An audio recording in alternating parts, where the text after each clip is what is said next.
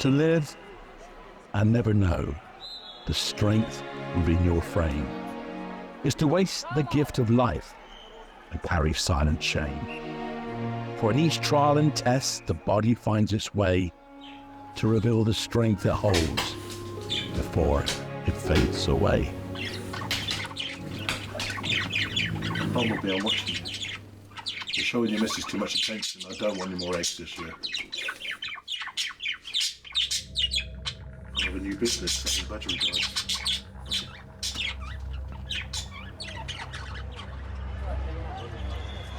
Change partners.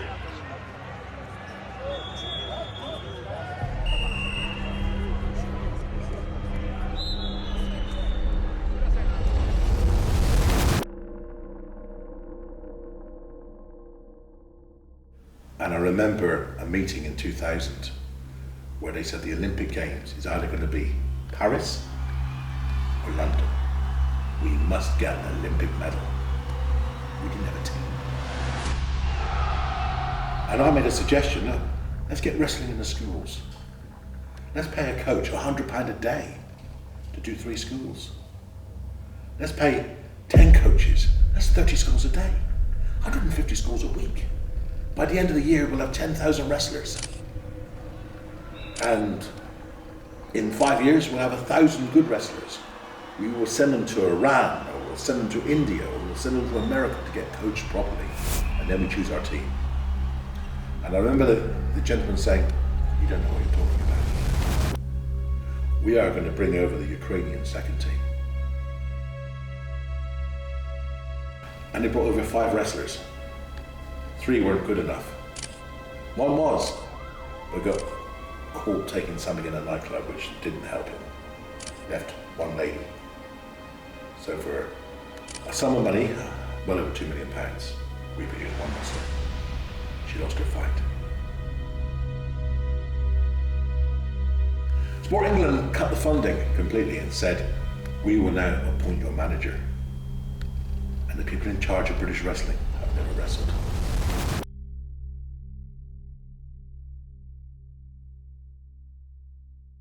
People who are running this sport in this country have never wrestled. We now have less competitions. And there's a rumour going around that the guy who runs it said, you're either with me or you're a 60-year-old rebel living in Kent. I wonder what he's talking about.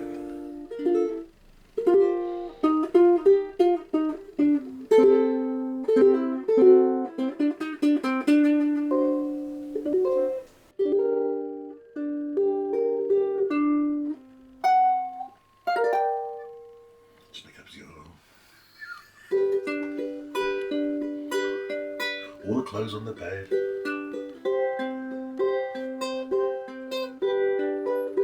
There's an old expression, sing as if no one can hear, dance as if no one can see, and live on earth as it is in heaven. Ruth, right foot in the door. Come here. Ruth, up. Who's coming up? Who's coming up? Oh, this is going to be fierce. Oh, no, not fierce. This will be a dull Christmas. Probably my look sets up already, doesn't it?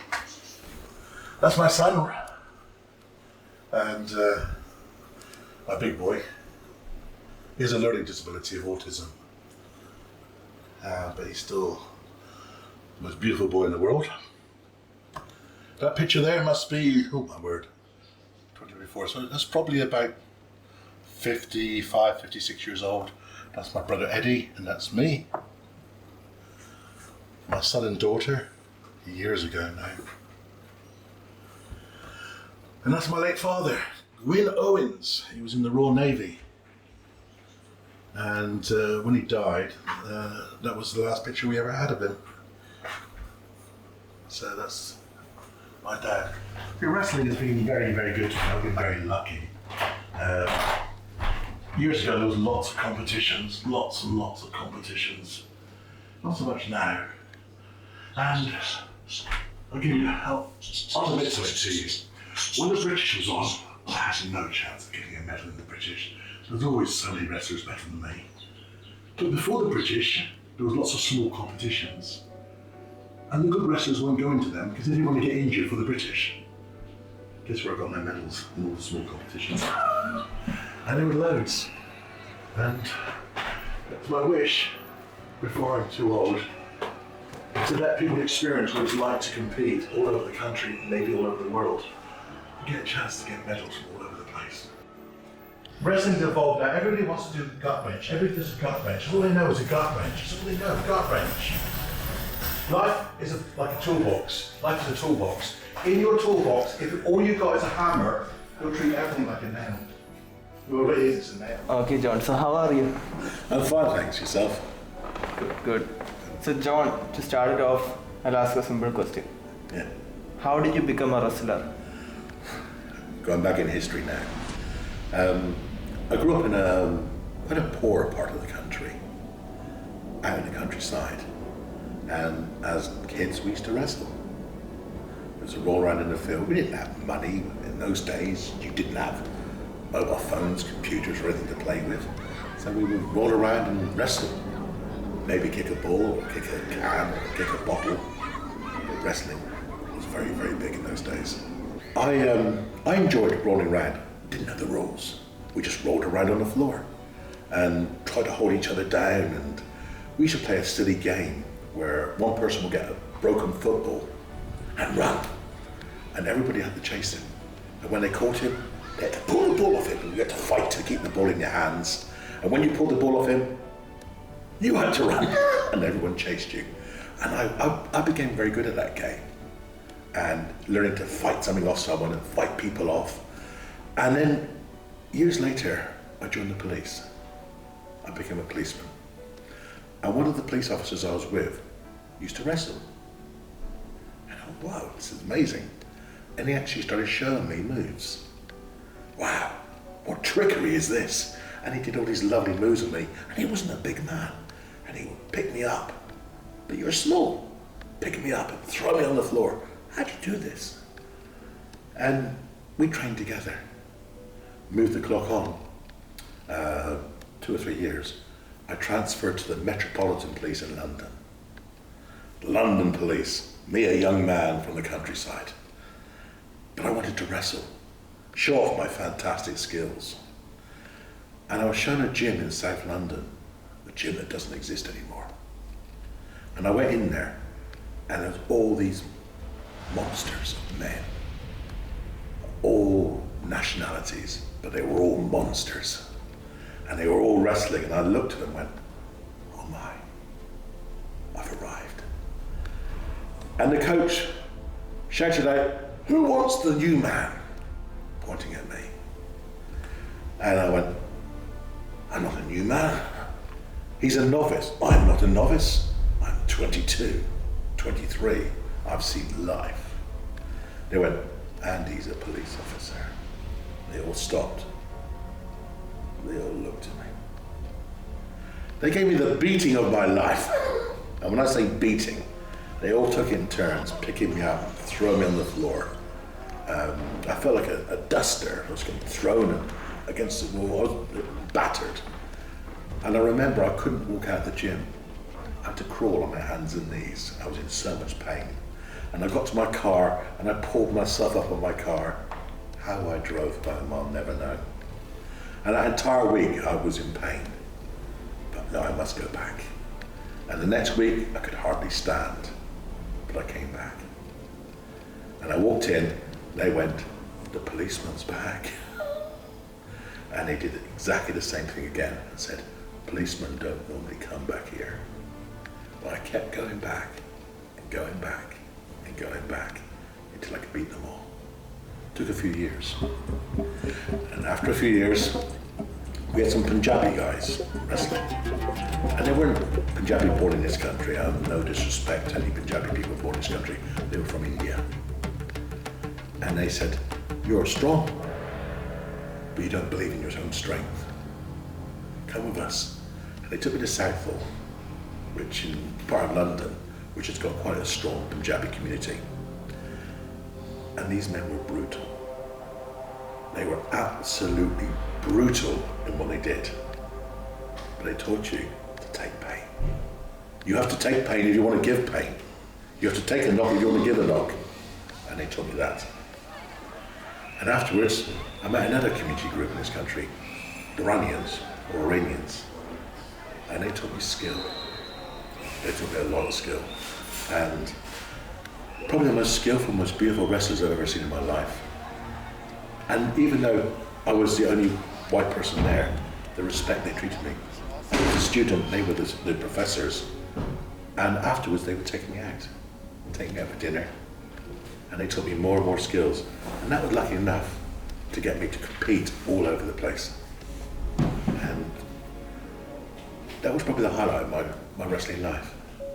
And I was lucky enough to wrestle. I've wrestled in America, I've wrestled in Macedonia, Greece, Sweden, Australia, probably leave out a few places. And I've met so many different community groups. They've always given me a bit, they've given me a bit, they've given me a bit. And in learning, I've learned a couple of things, not just about being a wrestler, I've learned about myself. That wherever you go in the world, whoever you meet, the same. Nice people, bad people. And now, I'm a coach, and I give back all the things I've tried to learn. I make people, my wish is to make people better than I ever was. To make people better than I think I ever was. And that's my last dream before I get too old to do this. And that's what I'm doing at the moment. It's beautiful. Jon is extremely ambitious, like I said. He comes from an old school background, so a lot of the new generation, I believe, have become quite soft, not only mentally but physically as well. So I believe that old school mentality, that tough, hard working, grinding kind of mentality that Jon installs into everyone, including himself, is one of the best traits you can have as a coach, and that's something that I follow in as well. And if you want to imagine, that's your life. And I want you to remember, no one is better than you. No matter who you are in the world, no one is better than you. They may have more money, they may have a nicer car. They're not better than you. No one is your better. I'll tell you what, if they did their best and they trained hard, the best they can hope for is your equal. And that's one thing which is important in life. Let's walk back. One thing that's important. Never believe someone is better than you. Because if you don't believe in yourself, no one's going to believe in you. He is a true inspiration, really. He's like the father of the gym. He's like a storyteller. Everything he's been and done. A lot of experience. Meaning by lost record. But he's a great coach to have around, and yeah, he's a valuable asset to the team. That is a very good coach. Was that better? No, much better, much better. I borrowed this from another group. And the amount I've learned at wrestling, the lovely people out on the way, I've really believed this, that wrestling is the sport of kings. The king's sports. And even today, the respect from true fighters give each other, the respect you go to another country and people look after you. Even though they've got less than you to give, they will give you it. The respect you go to learn in another gym, they will train you hard and then take you out afterwards and treat you. That respect is sadly missing nowadays in the world.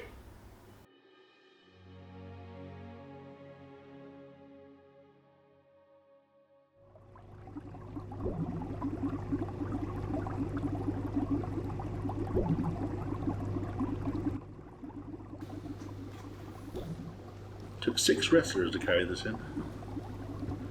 Poor old Frank and 5 others. Once you feed them, they don't want to know you. This is hacking you. You're all showing off that one can't have more fuss than the other one. Can they? No, you can't. You can't have more fuss than the other one. Yeah. Realise visitors weren't going to give you fuss, so the second choice, me. There's a very old expression, because a lot of people in the fight game like gardening. And it goes along the lines of, better the warrior in the garden than the gardener at war. You two have been at war a lot recently, haven't you? Your breath, oh dear. Your breath smells.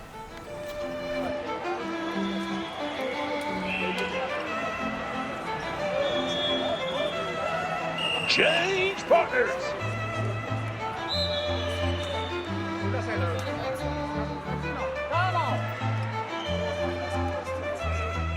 It's your strongest part, it's where your heart is.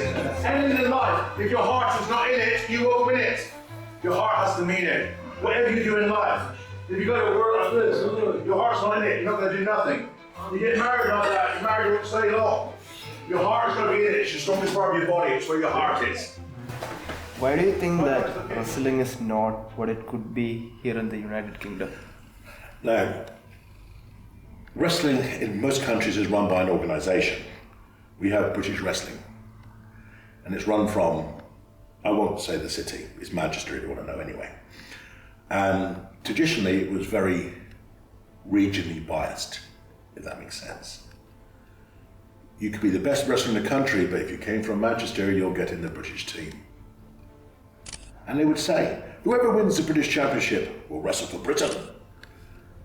And whoever won the British Championship didn't wrestle for Britain, unless they were from Manchester. And a lot of very good wrestlers, much better than me, stopped competing. We became a team which was virtually all from the same city. They may have been good, but they weren't good enough to compete internationally. And wrestling started to decline at an incredible rate.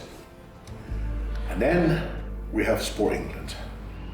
Back in 1994, Britain got 1 gold medal in the Olympics, cycling. Sport England went up to the guy who ran the cycling and got the gold medal and said, "You're very good. What would it take to make cycling very good?" And he gave us some money, 20 million. How much? 20 million. And what can you do for 20 million? We'll build this, we'll build that, we'll get this, we'll get this.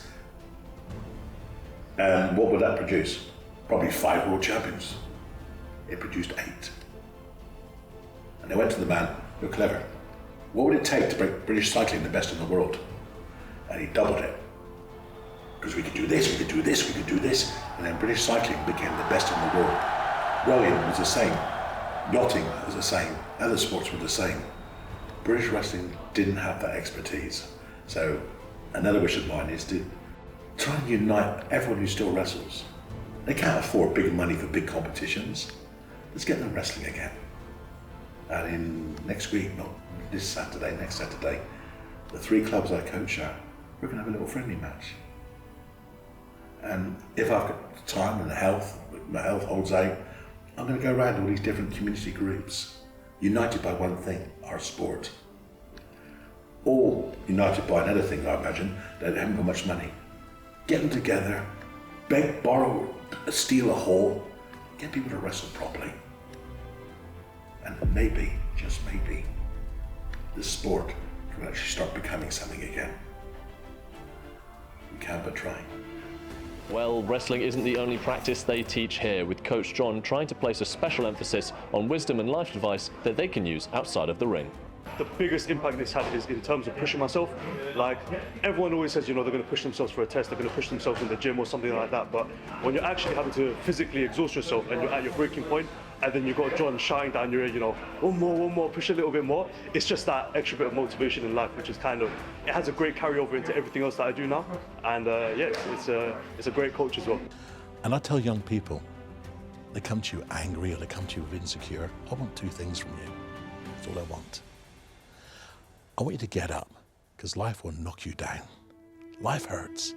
I want you to keep getting up. No matter how much it hurts, how much you don't want to, get up. And if you keep getting up and you get used to getting up, it gets easier. That's the one thing I want. And the second thing, I want you to be a champion. And a champion doesn't mean beat the rest. Be the best you can be. And if being the best you can be is you turn up once a week, get on this mat, do your best, listen to my bad jokes, and go away again, and that's the best you'll ever be, you're a champion in my eyes. I've known Jon since I was 12 years old. He was the coach at my local wrestling club, and well, now I'm 36. We've got a very close relationship. Have had for this whole time. I've learned a lot off of him.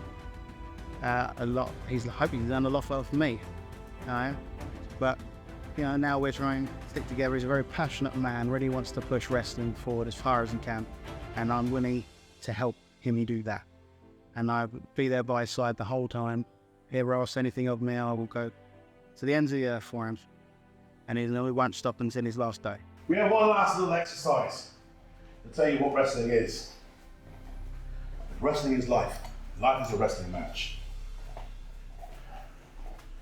You, my brother, you, my son, lie down on your belly. That ball is your target. You're going to crawl and reach your target. Wrestling is life. Whatever holds you back, you break free from it. Never let anything stop you getting to your goal. You must believe in yourself. I believe in you. Come on, brother. What's stopping you? That arm, that's out. You got to get rid of it. Come on. That's the halfway point where they wear that belt. Come on, my brother. Believe in yourself. Whatever holds you back, be it a bad job, a bad boss, a family member who's bad. Come on, brother. Come on. Break free from that. That will always hold you back. That's the way. Now you've got your hand free. Start crawling. Start crawling, brother. Don't go down. You go down, you get up again. You go down, you get up again. You go down, you get up again. You keep getting up again until they can't go down. You get stronger. You get stronger. You crawl. Crawl. Get crawling. Come on. Anyone who quits, guess what in life? You get nothing for quitting. You get no prizes for quitting. And the biggest person to put you down is yourself. Your biggest enemy is yourself. It's called self-doubt. Self-doubt will knock you down in ways no one else could. Your best friend is yourself. It's called self-belief. Self-belief will build you up anyway, better than anyone else could, until you get your goal. Well done, my brother. Well done. If you could give one piece of advice for aspiring wrestlers and the future generations, what would that be? If you dream at night time, it stays there, a dream. If you can have that same dream during the day and work for that dream, it just may come true. So whatever you do, wrestling, filming, accountancy, K1, if you can dream during the day and work hard at that dream, it just may come true.